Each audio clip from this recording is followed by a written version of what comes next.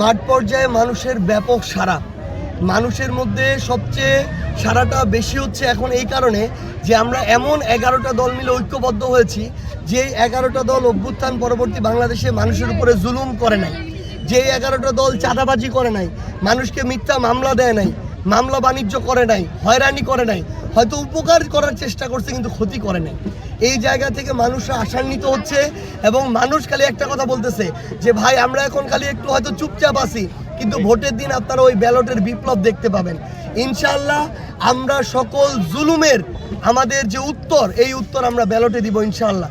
তো আমরা মানুষের কাছে গিয়ে যেটা বুঝতেছি যে ইনশাআল্লাহ আমরা যদি 12 তারিখে একটা স্বচ্ছ ভোট নিশ্চিত করতে পারি, প্রশাসন থেকে শুরু করে সরকারের সার্বিক সহযোগিতায়, রাজনৈতিক দলগুলোর সহযোগিতায়, তাহলে শুধু পঞ্চগড়ে এক আসন না, পুরো বাংলাদেশে 11 দলীয় ঐক্যবদ্ধ বাংলাদেশ এবার সরকার গঠন করবে ইনশাআল্লাহ।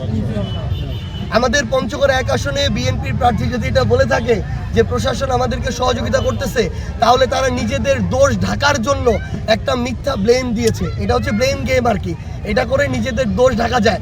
পুরো পঞ্চগড় জেলায় তারা যেই মাপে ফেস্টুনগুলো লাগিয়েছে, মাপ দেওয়া হচ্ছে 1.5 ফিট বাই 2 ফিট, পুরো পঞ্চগড় জেলা তারা 5 ফিট 10 ফিট 7 ফিটের ফেস্টুন লাগিয়েছে এবং তারা প্রশাসনকে বিন্দুমাত্র তোয়াক্কা করে নাই। প্রশাসন বলেছিল যেদিনের মধ্যে এগুলো নামিয়ে ফেলার জন্য, তারা এখন পর্যন্ত নামে নাই, তারা প্রশাসনকে তোয়াক্কা করছে না। আমরা এই প্রশাসনকেও বলতে চাই, আপনারা যদি সকল রাজনৈতিক দলের সাথে আপনাদের ওই গার্ডস না দেখাইতে পারেন, আপনারা যদি নিয়ম নীতি না বানাইতে পারেন, তাহলে আপনারা আপনাদের পথ ছেড়ে দেন। একদম স্পষ্ট করে বলি, আপনাদেরকে নীতির মধ্যে আমাদেরকে যদি কোনো সমস্যা থাকে আপনারা বলেন, আমরা সংশোধন করব সাথে সাথে, কিন্তু অন্য কেউ যদি না করে তার বিরুদ্ধে ব্যবস্থা নিতে হবে। এই ব্যবস্থা নেওয়ার যদি সাহস আপনি দেখাইতে না পারেন, তাহলে অভ্যুত্থান পরবর্তী বাংলাদেশে প্রশাসনের কোনো জায়গায় আপনার থাকার কোনো অধিকার নেই। আমরা স্পষ্ট করে একটা কথা বলি, আমরা প্রশাসনকে সহযোগিতা করতে চাই, অন্যান্য রাজনৈতিক দলের সাথে আমরা সুন্দর সম্পর্ক চাই, আমরা একটা সুষ্ঠু ভোট চাই, কিন্তু আমরা এই জায়গায় দেখতেছি বিএনপির স্থানীয় পর্যায়ের নেতাকর্মীরা মানুষকে হুমকি ধামকি দিতেছে, সনাতন ধর্মাবলম্বী যারা আছে তাদেরকে হুমকি ধামকি দিতেছে। তারা বলতেছে যে নির্বাচনে যদি ভোটটা না দেয়, নির্বাচনের পর তাদেরকে দেখে নিবে। তারা বলতেছে নির্বাচনের পরে যারা ব্যবসায়ী কিভাবে দোকান খুলে আমরা দেখে নিব।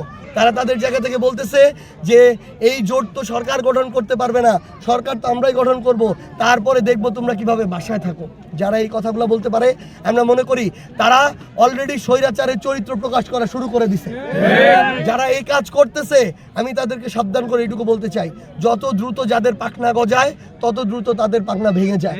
এই জন্য আপনাদেরকে আমরা আহ্বান করব, সবাই মিলে সুন্দর করে মানুষের কাছে যাই, মানুষের কাছে ভোট চাই। মানুষ সিদ্ধান্ত নেবে কাকে ভোট দিবে, কিন্তু আপনারা যদি এগুলো করেন ভোট বাড়বে না, ভোট বরং কমবে।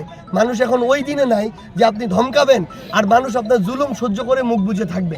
ইনশাআল্লাহ আমরা আমাদের জায়গা থেকে মনে করি যে মানুষ এবার ইনসাফের পক্ষে থাকবে, জুলুমের বিরুদ্ধে থাকবে।